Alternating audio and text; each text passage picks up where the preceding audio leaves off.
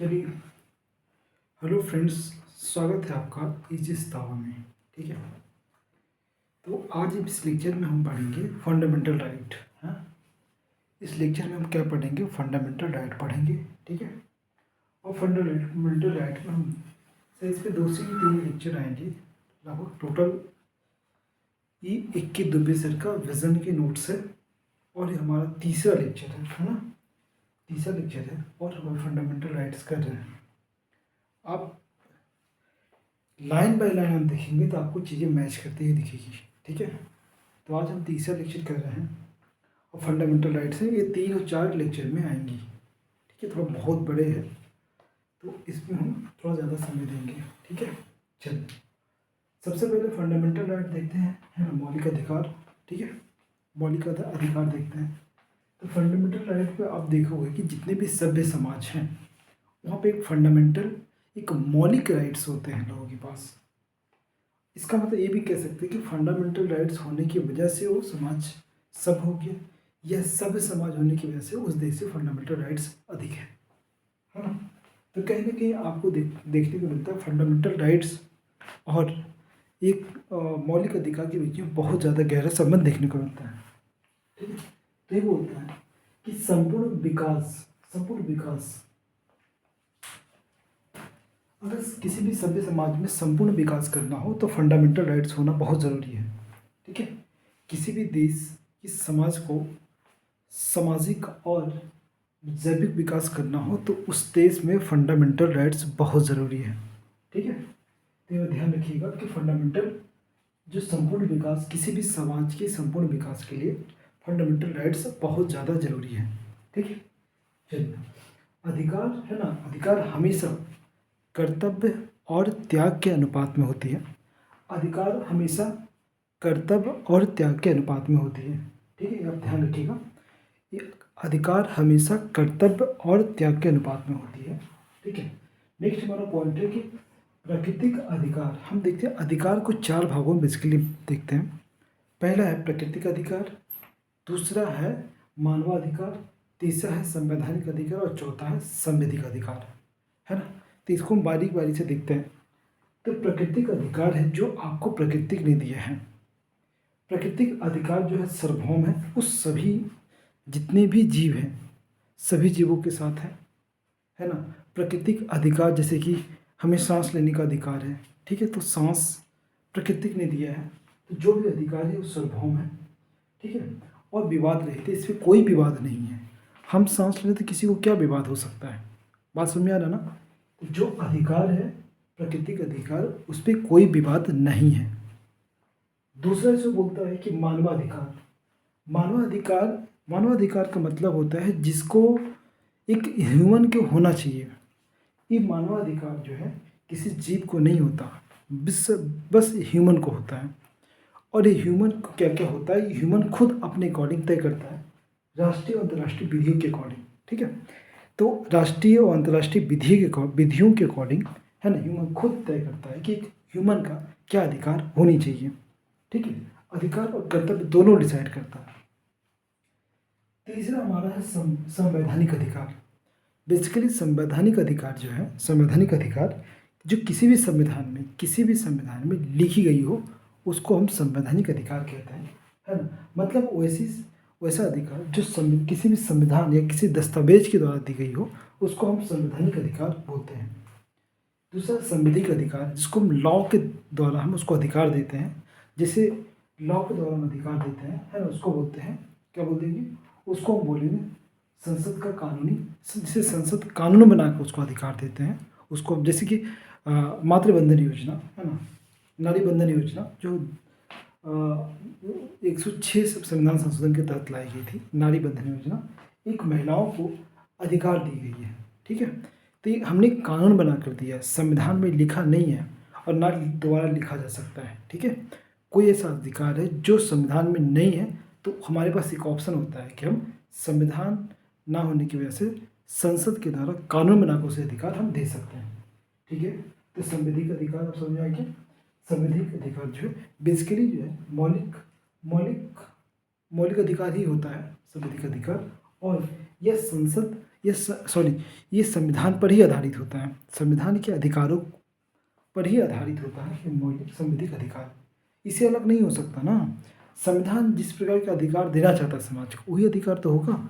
चलो नेक्स्ट देखते हैं, फंडामेंटल राइट्स की विशेषता क्या हो सकती है, मतलब फंडामेंटल राइट की विशेषता क्या हो सकती है, ध्यान से सुनिएगा।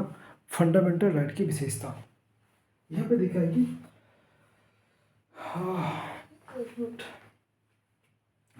फंडामेंटल राइट की विशेषता सकारात्मक और नकारात्मक है। हमारा फंडामेंटल राइट्स क्या है, सकारात्मक भी और नकारात्मक भी है, ठीक है।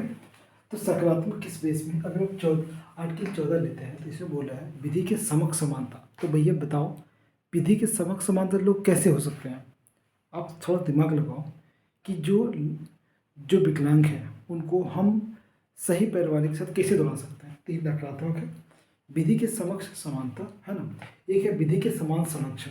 विधि के समान संरक्षण एक सकारात्मक अवधारणा है, ठीक है, फंडामेंटल राइट्स है। दूसरा हमारा है कुछ फंडामेंटल राइट्स होते हैं जो सिर्फ जो राज्यों को दी गई होती है, कुछ फंडामेंटल ऐसे होते हैं जो नागरिकों को दी गई होती है, और कुछ फंडामेंटल राइट ऐसे हैं जो लोगों को दी गई हैं, ठीक है। तो वो फंडामेंटल राइट्स आपको बताना है कमेंट सेक्शन में कि कौन से फंडामेंटल राइट्स नागरिकों को दी गई है, कौन सा फंडामेंटल राइट्स जो राज्य को प्रदान करता है, और कौन सा फंडामेंटल राइट लोगों को दी गई है, ठीक है। चलो नेक्स्ट हमारा है संशोधन और निलंबन। फंडामेंटल राइट्स हमारा संशोधन किया जा सकता है और निलंबन किया जा सकता है। आपको पता है जब आप प्रस्तावना में पढ़ेंगे, आप आर्टिकल 368 में जब पढ़ेंगे तो आपको बताया जाएगा कि जो केशवानंद भारती केस है उसमें बोला गया कि आप फंडामेंटल राइट को मतलब चेंज कर सकते हो, बशर्ते कि बेसिक स्ट्रक्चर हार नहीं होनी चाहिए, है ना। विशिष्ट परिस्थिति में इसे निलंबन किया जा सकता है। कोई ऐसी विशिष्ट परिस्थिति आ गई जिसमें निलंबन किया जा सकता है। आगे देखिएगा आपातकाल में कि कौन कौन से फंडामेंटल राइट्स निलंबित किया जाएगा, ठीक है। नेक्स्ट है फंडामेंटल राइट अपवाद। फंडामेंटल राइट के अपवाद भी फंडामेंटल राइट्स हैं, जैसे कि कोई फंडामेंटल रिस्ट्रिक्शन भी करते हैं, है ना। आप 19(2) में देखो बहुत सारे फंडामेंटल राइट्स रिस्ट्रिक्शन लगाते हैं, तो वो भी फंडामेंटल राइट्स ही है। तो वो फंडामेंटल राइट में लिखा गया है चीज़ें कि आप ये चीज़ें नहीं कर सकते हो, ठीक है। इसका मतलब है कि जैसे कि आपको प्रतिबंध किया जा सकता है, आपको मतलब जैसे कि आप कहीं भ्रमण करने पर प्रतिबंध किया जा सकता है, अगर सार्वजनिक हार्म हो, अगर आप वेश्या हो, इस आधार पर आपको प्रतिबंध किया जा सकता है। तो कहीं ना कहीं ये जो अपवाद लिखा गया है ना, वो भी फंडामेंटल राइट ही है आपका। दूसरा है सामान्य या आपातकाल में इसको निलंबन किया जा सकता है। अब ध्यान देना कि इसमें सामान्य और आपातकाल दोनों स्थिति में फंडामेंटल राइट्स को निलंबन किया जा सकता है। सामान्य और आपातकाल दोनों स्थिति में हम फंडामेंटल राइट्स का निलंबन किया जा सकता है, ठीक है। विधि अधिकारियों को भी प्राप्त है फंडामेंटल राइट्स, विधि अधिकारियों को प्राप्त है। वैसे बहुत सारे फंडामेंटल राइट्स विधि अधिकारियों को प्राप्त नहीं है, जैसे आप हड़ताल पर नहीं जा सकते, क्योंकि आप हड़ताल पर जाएंगे तो हार्म हो जाएगा। आप उनको वाक्य अभिव्यक्ति की स्वतंत्रता नहीं होती है, क्यों, क्योंकि अनाप शनाप बोल देंगे, ठीक है, या किसी प्रकार गोपनीयता को उल्लंघन कर देंगे, इसलिए उनको फंडामेंटल राइट्स नहीं होती। बट कुछ फंडामेंटल ऐसे राइट्स होते हैं जो विधि अधिकारियों को भी प्राप्त होती है, ठीक है। अनुच्छेद 12 में हम बोलते हैं, अनुच्छेद 12 में राज्य की परिभाषा दी गई। क्या है, अनुच्छेद 12 में राज्य की परिभाषा दी गई है, और इसमें 4 तत्व के आधार पर हम किसी भी संस्था को हम राज्य बोलते हैं। पहला है कि संघ और राज्य की कार्यपालिका और विधायिका हो। पहला है संघ और दूसरा है राज्य, इसी में देखना, पहला संघ दूसरा राज्य, पहला संघ और दूसरा राज्य, है ना, कि संघ की कार्यपालिका या विधायिका हो, उसी को हम राज्य के अंतर्गत रखेंगे। दूसरा हम बोलते हैं कि स्थानिक और अन्य प्राधिकरण, है ना, स्थानिक होना चाहिए, मतलब किसी रिजल्ट होना चाहिए, और प्राधिकरण हो, अन्य कोई प्राधिकरण हो, उसको राज्य बोलेंगे, ठीक है। चलो इसीलिए सुप्रीम कोर्ट ने 6 तत्व बोला था। इसमें किसे बोला था, तो अजय हाशिया बनाम खालिद मुजीद 1981 में, है ना, 1980 में अजय हाशिया बनाम खालिद मुजीद 1981 में उन्होंने ये बोला था कि हम 6 तत्व पे किसी भी चीज़ को हम राज्य के अंतर्गत रखते हैं। पहला 6 तत्व है, इसमें देखोगे कि राज्य की पहचान की 6 तत्व कौन से हैं। पहला है कि संगठन और निगम सरकार के अधीन हो। कोई भी संगठन हो, कोई भी निगम हो, कोई भी कॉर्पोरेट सेक्टर हो, उस सरकार के अधीन हो तो हम उसको राज्य के अंतर्गत रखेंगे। दूसरा इसे बोला गया कि पूर्ण वित्तीय न्याय व्यय, है ना, उसमें पूर्ण वित्तीय व्यय हो, मतलब सरकार उसमें पूरा का पूरा खर्च उसके उठाती हो, उसको हम राज्य के अंतर्गत रखेंगे।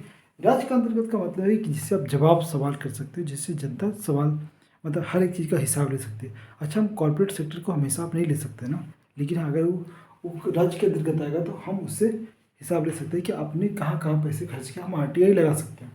ठीक है। दूसरा, संगठन पर राज्य नियंत्रण, संगठन पर राज्य का नियंत्रण हो, ये संगठन पर केंद्र का नियंत्रण हो, ये संगठन पर राज्य पर नियंत्रण हो। ठीक है, इस टाइप का। सार्वजनिक महत्व, वह संगठन कोई ऐसा निगम हो या कोई संगठन हो, प्राइवेट सेक्टर का भी कोई इशू नहीं है, अगर वो सार्वजनिक महत्व पे हो या सरकारी कार्यों के काफ़ी नज़दीक हो, सरकारी कार्यों के काफ़ी नज़दीक हो, तो उसको हम राज्य के अंतर्गत रखेंगे। सरकारी कार्य काफ़ी नज़दीक है, मतलब सरकार से बहुत ज़्यादा संबंध हो, है ना, बहुत ज़्यादा सरकार से डील कर रही है, तो उसको हम राज्य के अंतर्गत रखेंगे।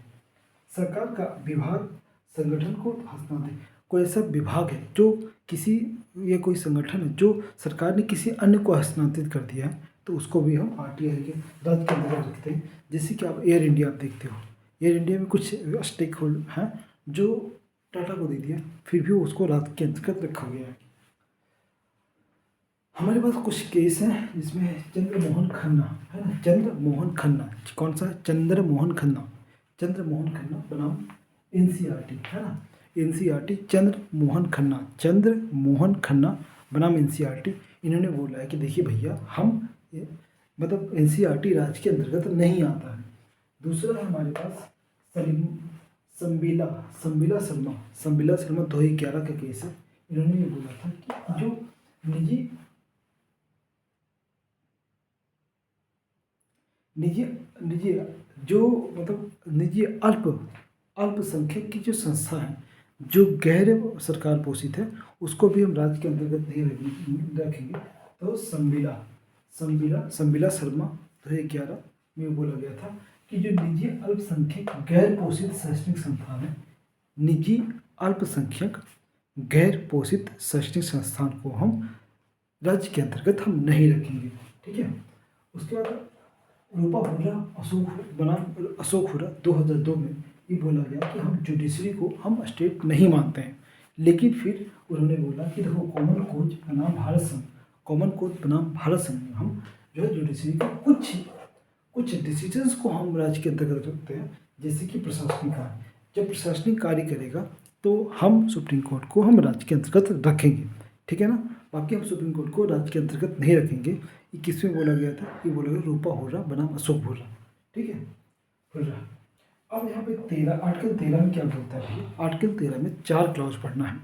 आर्टिकल 13 ये कहता है कि भैया देखो, है ना, 12 तो हो गया। हाँ, आर्टिकल 13 ये कहता है कि भैया देखो एक बात को, सरकार कोई भी कानून बनाएगी, अगर उससे मूल अधिकार का हनन होता है तो वो कानून खत्म हो जाएगी। इसमें 4 क्लॉज है। पहला है कि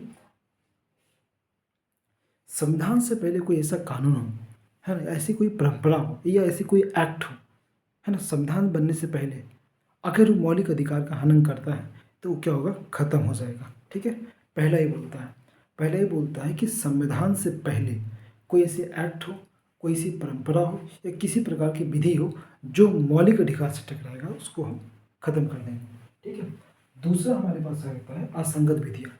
संसद या संविधान में कोई ऐसी विधियाँ हैं या संसद के द्वारा ऐसी कोई बनाई गई कानून है जो मौलिक अधिकार को जिस स्तर तक टच करती है, वो उस वहाँ तक मौलिक अधिकार, वहाँ तक वो जो कानून हो खत्म हो जाएगा। ठीक है, मतलब कि असंगत विधियाँ का मतलब है कि अगर मान लीजिए कि आपने 12 विधि बनाई और उसमें से 3 विधि जो है मौलिक अधिकार से डायरेक्ट टकरा रही है, तो 3 विधि खत्म हो जाएगी। बाकी आपका जो 12 विधियों में 3 विधि खत्म हो जाएगी, तो 9 विधि आपके पास रहेगा, कोई इशू नहीं। कानून की परिभाषा 4:3 में बोला कि कानून की परिभाषा क्या है, तो बोला जितनी भी विधियाँ हैं, अध्यादेश है ना, सभी कानून के अंतर्गत आते हैं। विधि जो है, अध्यादेश है, लॉ है, और ऑर्डिनेंस है, सॉरी आपातकाल है, जो भी कानून है अध्यादेश जारी के कहलाते हैं। संसद के द्वारा जो विधियाँ पारित होती है या जो नियम होते हैं, इस सारे के सारे कानून के अंतर्गत आते हैं। ठीक है। उसके बाद 4 बोला गया, देखो 4 में बोला गया है कि अगर अगर 4 में बोला गया है इसमें भैया कि 13 जो है 368 पे लागू नहीं होगी। मतलब कहने का मतलब है कि 13 जो है 368 पे लागू नहीं होने का मतलब है कि अगर हम कोई संविधान संशोधन करते हैं, तो अगर कोई संविधान संशोधन हम करते हैं तो 13 ये नहीं मान सकती कि यहाँ पे विधि है, मतलब संविधान संशोधन विधि नहीं है, कानून नहीं है। संविधान संशोधन को हम कानून नहीं मानते हैं, और जब कानून नहीं रहेगा तो 13 लागू ही नहीं होगा, है ना। तो इसे बोला गया संविधान संशोधन ये कानून नहीं है और हम 13 लागू नहीं हुआ। संविधान संशोधन 13 नहीं है, इसका मतलब उसमें कानून नहीं, संविधान संशोधन कानून नहीं है, इसलिए 13 इस पर लागू नहीं होगा और 13 उसी पे लागू होता है जिसको हम कानून मानते हैं। और संविधान संशोधन बोला गया कानून ही नहीं है ना, तो कहाँ से मानेगा। ये भी बात सही है भैया कि जब संविधान संशोधन कानून ही नहीं है तो 13 कहाँ से लागू होगा, क्योंकि 13 तो कानून मानता है भैया, कानून पर ही लागू होता है। ये बात ध्यान रखना। इसे बोला गया है कि 31C में ये बोला गया है, 31C में ये बोला गया कि देखिए भैया, अगर हम 31C में ये बोला गया है, 31C में 4 ये बोला गया कि देखिए अगर हम 39 बी और सी को हम लागू करते हैं, बी और सी का मतलब होता है बी का मतलब संसाधनों की समान वितरण और सी में संसाधनों का समान संकेंद्रण। इसके हिसाब से अगर कोई कानून बनाते हैं, है ना, 31 में कोई कानून बनाते हैं तो यहाँ पे कोई इस पर अगर मौलिक अधिकार से का भी हनन होता है, मौलिक अधिकार का भी हनन होता है तो 13 उसमें लागू नहीं हुआ, क्योंकि 13 तो कहता है कि भैया देखो का कोई भी चीज़, कोई भी कानून अगर मौलिक अधिकार को हनन करता है तो ख़त्म हो जाएगा। लेकिन 31C में बोला गया है ना, 31C में बोला गया कि देखिए भैया, अगर हम 39B 39C को अगर हम लागू करते हैं, 39B और 39C को अगर हम लागू करते हैं, यानी कि संसाधन के समान वितरण और संसाधन के समान संकेंद्रण के हिसाब से हम कार्य करते हैं तो 13 इस पर लागू नहीं होगा, क्योंकि ओबियस सी बात है, हम संसाधन को छीनेंगे तो इससे मौलिक अधिकार हनन होगा। जब मौलिक अधिकार हनन होगा तो 13 अप्लाई हो जाएगा। लेकिन बोलता नहीं, अगर हम बी और सी को लागू करें 39B और सी को तो 13 नहीं लागू होगा, तभी तो हम संपत्ति को छीन पाएंगे, तभी तो भूमि सुधार हम लागू कर पाएंगे। तो इस टाइप का इसमें बोला गया है। अब आते हैं 14 में 2 तरह की चीज़ें आती हैं, एक है इक्वलिटी बिफोर लॉ, कानून के समक्ष समानता, और दूसरा है कानून के समान संरक्षण। कानून के समक्ष समानता नकारात्मक शब्द है और कानून के समान संरक्षण एक सकारात्मक वर्ड है, ठीक है। इसमें आखिर मान लिया बोला गया है कि समान लोगों के समान व्यवहार और असमान लोगों के साथ असमान व्यवहार करें तो ये 14 का उल्लंघन नहीं माना जाएगा। मतलब कि देखो, विकलांग जो है हमारे से असामान्य है तो उससे हम अलग से ट्रीटमेंट करेंगे, तो इसका मतलब ये नहीं बोलोगे कि कानून के समक्ष समानता है, सब कानून के सामने सब समान है, तो लेंगड़े को क्यों दे रहे हो आप स्पेशल ट्रीटमेंट, ठीक है। तो ये आपको 14 का उल्लंघन नहीं माना जाएगा। अपवाद में क्या है, तो बोलता है कि प्रेसिडेंट और राज्यपाल को हम इसे छूट देते हैं 361 के तहत, है ना। हम अपवाद मानते हैं कि अगर उनको हम कोई जुडिशियल कस्टडी से हम छूट देते हैं तो 361 यहाँ पे लागू होता है। दूसरा बोलता है कि देखो, अगर कोई भी MP और MLA है, कोई अगर MP और MLA है ना, उनको हम उनकी कोई भी रिपोर्ट अगर प्रस्तुत करते हैं तो उसमें हम कानूनी कार्रवाई नहीं करेंगे, तो न्यायिक कार्रवाई ही करेंगे, ठीक है। कितना 361B, कितना 361A, ठीक है। दूसरा है कि संसद में कोई भाषण दे रहा है ना, तो अगर उसमें उससे कोई गलती हो जाती है तो वो भी मतलब 14 के उल्लंघन नहीं है, ठीक है। तो आप यहाँ पे 105, ठीक है। दूसरा इसमें बोला भैया कि ये नहीं कि आप बोलो कि मुझे बोलने पे तो फांसी दे दिया, हमारे बोलने पर देशद्रोह घोषित कर दिया, जबकि संसद को बहुत कुछ बोलते हैं संसद में, उसको आप देशद्रोह घोषित नहीं करते हो, तो इसमें बोला गया ये अपवाद है भैया। तो 105 में दूसरे विधानसभा में कोई भाषण देते इस वक्त कुछ ऐसा टर्म्स यूज कर देता है तो वो भी मतलब विधि के समान संरक्षण के अंतर्गत इक्वल बिफोर लॉ के अंतर्गत नहीं आएगा, ठीक है। तो 194 के अंतर्गत अब इसमें बोलता है कि 31C पर लागू नहीं होगा, ठीक है ना।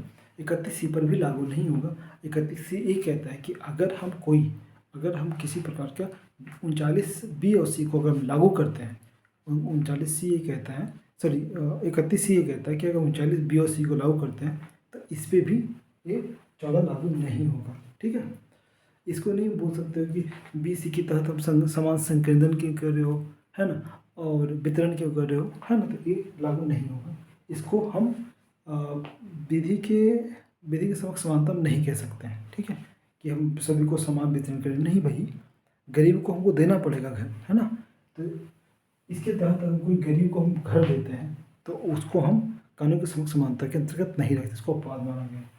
नेक्स्ट है कि राजदूत और रियोनी की कोई एजेंसी आई, राजदूत कोई बाहर से आती है और या फिर कोई रियोनी की एजेंसी आती है, तो उस पर भी हम इस पर कानून के समान संरक्षण की छूट, अगर कोई गलती कर देता है तो उसको हम कोई कार्रवाई नहीं देते हैं, ठीक है।